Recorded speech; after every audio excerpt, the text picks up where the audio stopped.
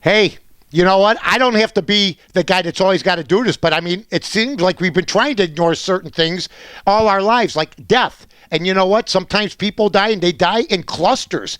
And man, I mean, we got the three-way deal going really early. First of all, the 1963 Chicago Bears had a guy on that team on the line named Ted Karras. Ted Karras, who was the brother of Alex Karras, okay, from Gary, Indiana. I'm going by memory here. All I know is getting my media guide and seeing guys like Jim Cadile and Ted Karras and Mike Pyle and Doug Atkins, who just passed away recently, and all those guys. So rest in peace and condolences to the Karras family. He goes at 81. Then we got our guy Abe Vigoda. Abe Vigoda. I had to check 3 times to make sure he was really dead because if you remember years ago, there was a hoax that said Abe Vigoda died, and he really didn't. Abe Vigoda, I mean, how about the line? Tell Michael it was nothing personal. I always liked him. It was business. That's coming from The Godfather. Then he played Fish. Barney Miller, he was great. I mean, he made a lot of money. I mean, this is a guy that made money like Betty White into the 70s and into his 80s. He was still in movies up to the end. Abe Vigoda, rest in peace. But last but not least, he used to bat like this.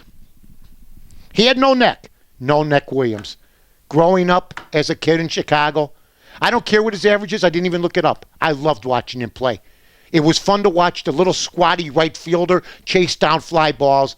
Number 72, Walt No Neck Williams. It looked like he had no neck. Some people thought he was born without a neck, but he had that flair to him.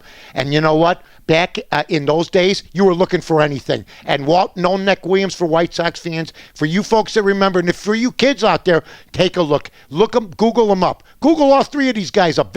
Abe Vigoda, Ted Karras, and Walt No Neck Williams. Guys are going to be missed. And that's not a sidebar.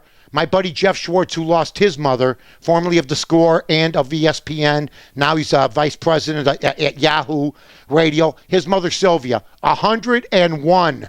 And I happen to know the lady. She'll be missed, but she had a good run. Mike North, the Daily Herald, the Rebel Inside.